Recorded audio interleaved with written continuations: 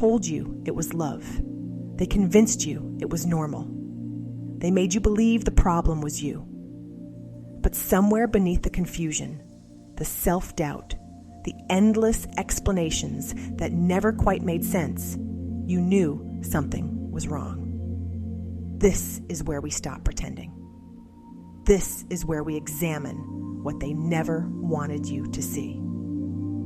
The patterns that controlled you, the systems that protected them.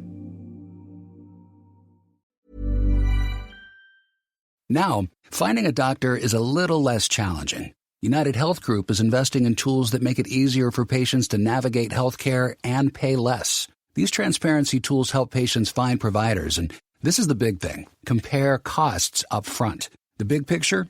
More transparent pricing benefits everyone. And these tools from United Health Group can help patients save hundreds of dollars annually. Learn more at unitedhealthgroup.com/commitment. There's a particular kind of silence that settles over a room when you finally say what you actually think. Not the comfortable kind.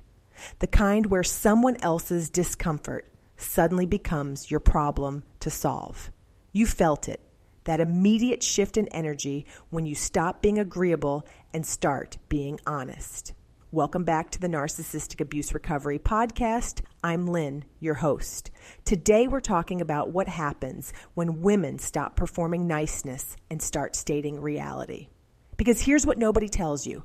The world is designed to punish women for directness while simultaneously demanding we communicate more clearly. Let me explain how this works. From the time you're old enough to understand language, you're taught that how you say something matters more than what you're actually saying. You learn to soften every statement, add a smile, cushion bad news, make your needs sound like suggestions, turn your observations into questions. Does that make sense? At the end of a statement, you know, makes perfect sense. I might be wrong, but before facts you're certain about. This isn't personality. This is training, and it goes deep. You're taught that being difficult means having boundaries. Being bossy means having leadership skills. Being aggressive means refusing to back down from something that's actually wrong. The message is clear. Your directness makes you defective.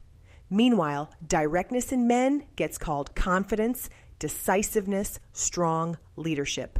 Same behavior, completely different social consequence. So you learn to translate everything you want to say through a filter of palatability. You rehearse difficult conversations in your head a dozen times, trying different word combinations that might land without causing a problem. You worry more about tone than content. You apologize before disagreeing. You laugh after saying something serious to make it easier for others to dismiss. This exhausts you. But what really breaks something inside is when you realize the system is rigged. Because even when you perform perfect niceness, even when you've edited yourself down to the most gentle possible version of truth, you still get called too much, too sensitive, too emotional, overreacting. The real function of tone policing isn't about communication at all. It's about control. It's about keeping women so busy managing how they say things that they never get to the part where anyone actually listens to what they're saying. Think about how this shows up. You tell someone they hurt you, and the conversation immediately becomes about how you told them. Your word choice, your timing, whether you seemed calm enough, whether you gave them the benefit of the doubt first. The harm itself becomes secondary to whether you reported the harm correctly.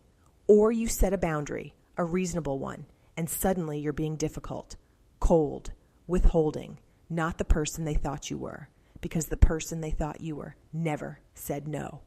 Or you stop doing the invisible work that keeps everything running smoothly, and people act like you're punishing them. You're not cheerful enough. You seem distant. Is everything okay? Translation: you've stopped performing emotional labor, and someone noticed their life got harder. The trap is this. You think if you can just find the right words, the perfect tone, the ideal timing, then people will finally hear you. So you keep trying, keep softening, keep editing yourself smaller. But here's what that misses. The problem was never your tone. The system isn't designed to hear women clearly. It's designed to make women doubt whether they have the right to speak at all. This plays out in relationships where you're constantly accused of nagging when you ask for basic follow-through, where your concerns get labeled as criticism, where expressing hurt becomes starting a fight. The content of what you're saying never matters because there's always something wrong with how you said it.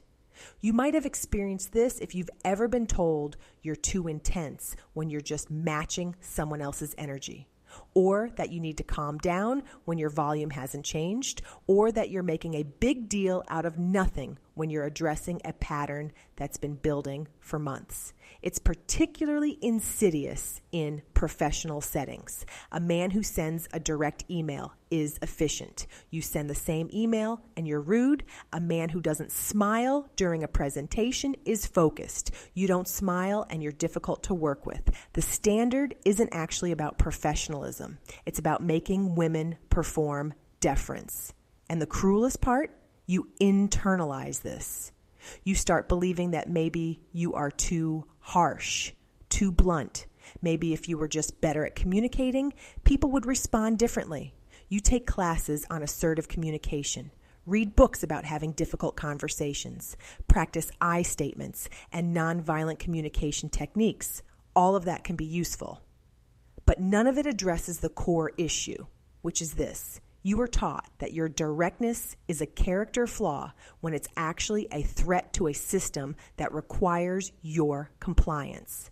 Because when women start saying what they actually think without apologizing for it, without softening it, without worrying about who it makes uncomfortable, that changes things. It means men have to be accountable for impact, not just intent. It means relationships have to be actual partnerships instead of one person managing another person's emotional reactions. It means work environments have to value competence over likability. The culture doesn't want that, so it trains you from childhood to police yourself, to make yourself smaller, to prioritize everyone else's comfort over your own clarity. You're not bad at communication. You're extremely good at a very specific kind of communication designed to keep you subordinate. The question is whether you want to keep doing it. Here's the reality check. Being nice and being honest are not the same thing. Nice is performance. Honest is reality. You can be respectful and direct at the same time. You can be kind while also being clear about what's not okay. When someone tells you the problem is your tone, what they're really saying is the problem is that you spoke at all. They're asking you to keep playing a game where the rules are designed so you lose, where every attempt to communicate clearly is reframed as a communication failure on your part. You don't have to play. Start noticing how often you apologize for taking up space, how many times you soften a statement that didn't need softening, how much energy you spend trying to say things in a way that won't upset anyone, even when what you're saying is just true. Notice who gets upset when you're direct. Notice whether their upset is about what you said or about the fact that you said it without cushioning their feelings first. Notice the difference between someone who hears your words and responds to the content versus someone who derails the conversation by critiquing your delivery. You've been told your whole life that the problem is how you communicate. What if the actual problem is a system that punishes women for communicating clearly? This is Lynn, and this has been another episode of the Narcissistic Abuse Recovery Podcast. I'll see you in the next one. Visit our website at movingforwardafterabuse.com for articles, resources, and more support on your recovery journey. This work is hard, really hard. Questioning everything you were taught, seeing systems that were invisible, sitting with truth that change how you see the world. It's exhausting and overwhelming sometimes. There's no timeline for this, no right way to process it. We've gone daily now because these conversations matter. Subscribe so new episodes land automatically when they drop.